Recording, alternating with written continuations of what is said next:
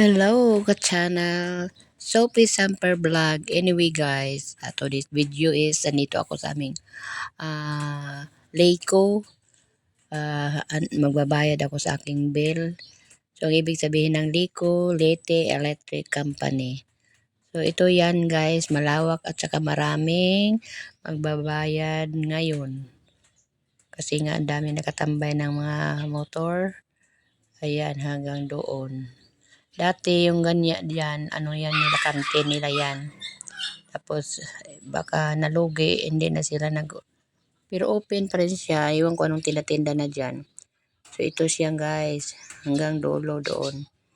Malawak ang aming kahit maliit lang ang aming town, pero malaki ang aming ang sakop nito, ilang bayan ba? Inupakan, Hindang, Hilongos, Bato, Matalom. So 5,000 belong to the Leyco 6 ya. Leyco 5. So ito guys, ngayon kasi ang daming tao, nakichika-chika pa ako dito sa labas, nagbibideo kasi nga ito talagang bala kong gagawin, yung nagbibideo. At least makita nyo yung mayroon ako nitong vlog noon. Ito pa rin ngayon. Ay nako guys, wala akong ngayon. Sinatamad ako mag-video. Gawa ng video, kaya ito pagtiisin nyo na lang kasi nga dati pa itong video inili-upload ko ulit. So yan guys. Ayun yung matanda. Nawa ako sa kanya eh. Matanda na nagdadrive pa. Hindi naman gano'ng katandaan siya. So lang, yung mga ganyan dapat na edad hindi na magdadrive. Mahina ng katawan nila. So yan guys. Ayun, balak kong pumunta doon sa may tindahan. Kasi nga, makiusyoso. Bago ako magpunta doon sa ang dami kasing tao guys. So, puntahan ko muna doon sa loob kasi nga may number yan. Kailangan mong kumuha muna mo number para may ka, paghawakan ka ng anong number ka na. So yun ang hintayin mo. Yan, daming pagkain dito guys. So may mga saging. Produkto lang ito dito sa amin. Mga tanim-tanim. Ayan. Mayroon pang suman. Kaya hindi ka gugutomin dito sa lugar na to. Maraming makain-kain. Kaya bumili ako ng saging dyan eh. So ayan guys. Yung iba tapos na yata. Umupo na sa isang tabi. O baka naghintay ng kanilang mga asawa na doon nagpipila. Ayan yan guys. Kabkab yan. Kabkab sa amin yung malutong na balanghoy. Yung kamuting kahoy. Yan, masarap. Ayan, dami nilang mga suman. Mga iba-iba't klaseng pagkain na gawa ng balanghoy, kamuting kahoy. So ito, pumasok na ako guys. Ayan, daming tao. Tsaka kukuha ako ng number ngayon.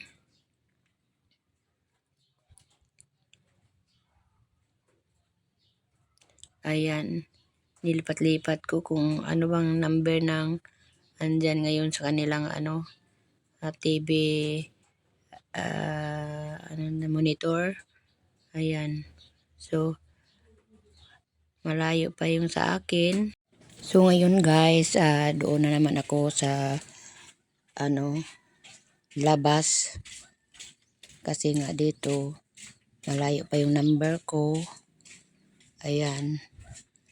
Kaya doon sa labas ay itutuloy ko ang aking pagbibideo.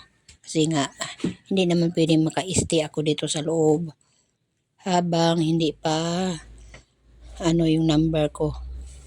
Malayo-layo pa kasi ako eh. Kaya may oras pa na mag-video sa labas. So mag-ikot-ikot ako ngayon kasi nga malayo-layo pa naman ang number ko. Kaya pupunta ako doon sa may ayan, pinakot-ikot ko para makita nyo yung lugar. So, ang gagawin ko is doon ako sa kabilang kalsada pupunta. Ayan, daming tao ngayon kasi nga may notice na, kaya yung iba maputulan kaya nagmamadali na. Marami ngayon. Ay mayang hapon, konti na lang. So ayan guys, tatawid ako doon sa kabila, doon sa may nag-tinda ng ukay-ukayan. Kasi makiusyoso ako doon kaya inintay ko pa yung mga sasakyan para makatawid ako. Ayan. Nakita ko kanina, nagtitinda yung ali ng ukay-ukay. Ay magtanong ako sa kanya kasi nga ako guys, ang tinda ko talaga is ukay-ukay. So hininto ko kasi sinarado ko dahil wala magtitinda, ako lang. Kasi nga pinopokus ko yung pag-YouTube. Ayan, kaya ito guys. Kasi hindi talaga ako mamuni pag hindi ko nakapokus kasi walang wifi doon sa tindahan ko, dito lang sa bahay. Ayan guys, mga ukay-ukay niya, nagtatanong ako kung saan siya kumuha ng mga bandol-bandol. Kasi nga ako na budol na ako, yung na-scam na ako. Ayan. Ayan si Ali. Si Aling Mang Ukay-Ukay. Hindi ko siya kilala pero nakita ko na siya palagi dito. Ayan, marami siyang tinda, hindi lang ukay-ukay kundi mga saging. Kasi nga maganda naman talaga pag hindi lang ukay-ukay. Kasi nga pag hindi ka na nakabinta dyan, pwede ka makabinta sa iba. So ganun talaga ang negosyante. Dapat hindi lang isa ang tinda mo. Kaya nga dapat marami kang tinda kasi ayan, katulad niyan may siya yung dried fish na maliliit, yung tawag nito, maliliit. Yun, hindi lang ukay-ukay. May mga prutas pa siya, mga saging. Kasi sa mga prutas din is dali lang silang mabulok. Kaya pag hindi nabinta talagang malulugi ka. Kaya kailangan dapat may iba ka ring ibibinta. So ganun lang, 'di ba? Kasi nga hindi, pero sa akin naman ayaw ko na mag ng mga katulad ng mga saging. Kasi mga prutas dahil mabubulok yan pag hindi nabinta. Lalo pag hindi matao nga lugar. Ayan si Aling Ukay-Ukay. Nagkwento siya sa akin na doon siya sa Cebu kumuha ng mga bandol-bandol. 45 kilos. Katulad din sa akin, 45 kilos. 8,000. 45 kilos. Ang dami nga niyan eh. Mayroon ding reject. Kaso lang, bininte ko ng mura. Hindi ka naman malulugi. Kaya lang, hindi ko nabinta lahat dahil sinara ko. Hindi mahilig kasi yung anak kong bunso at saka nag-aaral pa kasi siya kaya hindi ko pwedeng siya doon magbantay. Kaya wala. Doon sa kabila naman mayroon akong videokihan. Yun asawa ko nagbibidyoke doon, nagmamanage doon. Nagbenta siya ng tuba. Dati ako, kaso lang natakot ako kasi 'di ba minsan hindi mo naman maiwasan na malasing yung kumakanta, mag-agawan ng microphone. Kaya ayun. So, ayan si Aling Ukay-Ukay. Kwento siya ng kwento sa akin dahil nga sa pag ng bandol-bandol. Kasi nga, yun siya. Mayroon din siya doong soke sa Cebu. Kung gusto ko daw, share na lang kami, hati kami. Para hindi daw ako mabudol. So sabi ko sa kanya na saka na lang pag nakapokus muna ako sa aking YouTube. Pag okay na ang lahat, mag-open ako ulit doon sa aking ukay-ukay. At saka yung mga dati kong mga ukay-ukay, pwede ko naman labahan yun. Dahil naalikabukan na yun.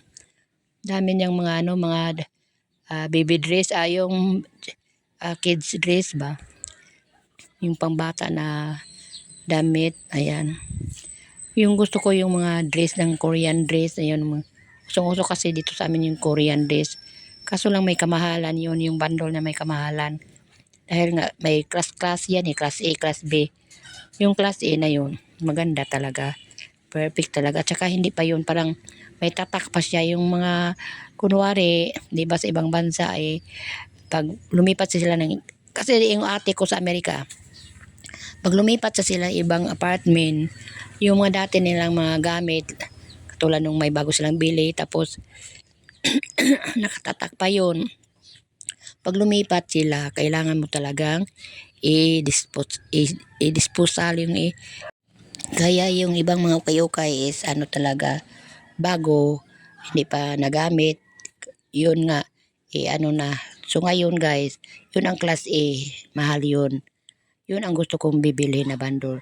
So ngayon guys, parang babalik na ako doon sa ano, kasi nga, baka tinawag ng number ko, tatawid ako, pagkatapos ay, uuwi na rin ako. Yun lang guys, kasi nga, hindi ko na naipakita sa inyo kung natapos na ba ako doon sa loob, kasi nga, wala na akong panahon mag-video. Mahirap talaga dito guys sa probinsya, kasi nga mahirap magtawid-tawid. Walang stoplight. Kasi nga hindi pa ito siya proper, nandoon pa ito ay yung talaga ng Hilongos is nandoon. Mayroon siyang stoplight ba? Bagong install ng mga taga LGU. So dito wala pa, hindi pa nagawaan. Mahirap dito, wala ring flyover. Flyover pa. Ay nako, ayan, daming sasakyan, kaya hindi ako makatawid-tawid.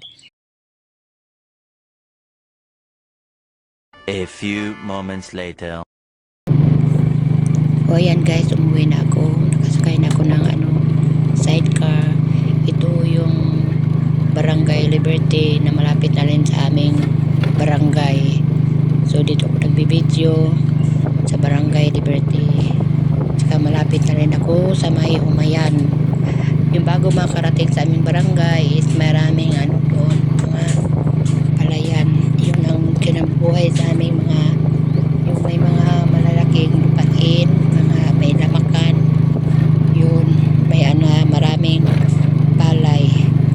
So ayan na guys, dito na ako sa may palayan. Ayan. Later. Hindi pa nakaanin yung panahon na yan. Green na green pa yung hindi pa bagong tubo ng mga palay. So hanggang dito na lang tayo guys, hanggang sa muli. Kung bago ka pa lang sa akin channel, don't forget to subscribe and then click the bell icon, so updated ka sa aking mga bagong darating na video. God bless to all, have a good day.